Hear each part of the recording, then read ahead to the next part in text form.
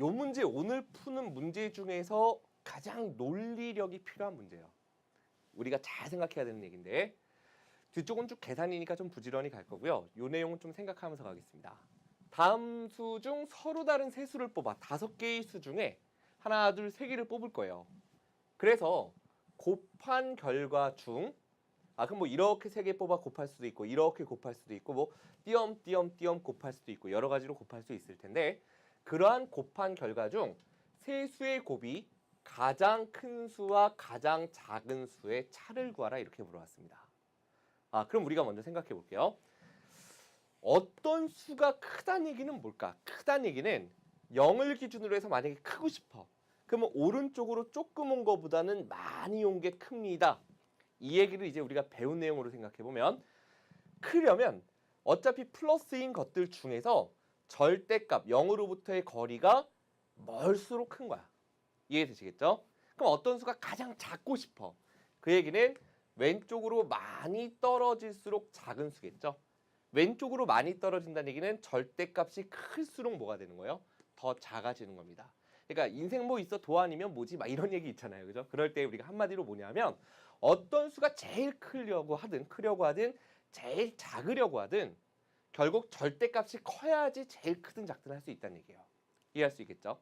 그렇다면 우리가 일단 큰 수라는 건 양수 중에서 나올 거라고 예상할 수 있고 가장 작은 수라는 건 음수 중에서 나올 수 있을 겁니다. 근데 여러분들 곱의 결과 세 수를 곱해서 양수가 되는 방법은 플러스를 곱하면 양수죠. 한번 잘 보세요. 좀 어렵습니다.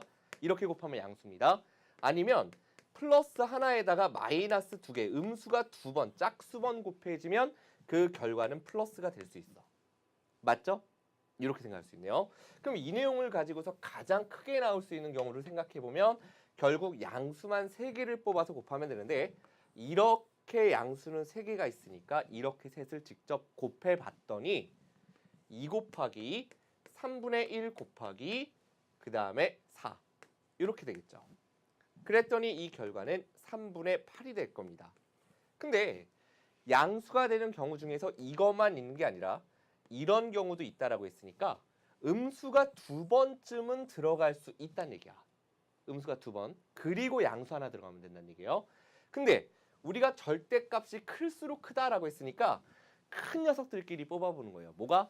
절대값이. 결국은 양수 일단 하나 있으면 이 양수 3개 중에서 그래도 절대값이 제일 큰 건 4가 제일 크네요. 그죠? 그러니까 4 뽑아놓고 그 다음에 음수 2개가 들어오면 되니까 음수는 어차피 이렇게 2개밖에 없죠. 그러니까 그 2개를 한번 곱해 보도록 하겠습니다. 이렇게 곱해 봤더니 결국 이 결과는 부호는 어차피 플러스가 될 거예요. 그죠? 그리고 3분의 3 약분하고 나면 4, 2, 8 이렇게 됨을 알 수 있죠.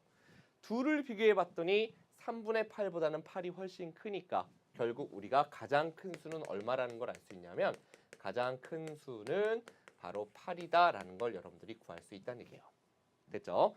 자, 이제 그러면 가장 작은 수를 구해보도록 하겠습니다.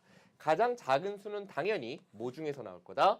음수 중에서 나올 거라는 걸 알 수 있고 음수 중에서도 그럼 절대값이 클수록 작은 거니까 그러면 세 수의 곱이 음수가 되는 경우를 생각해보면 물론 음수 하나에다가 양수 2개를 곱하면 그 결과가 음수입니다. 맞죠?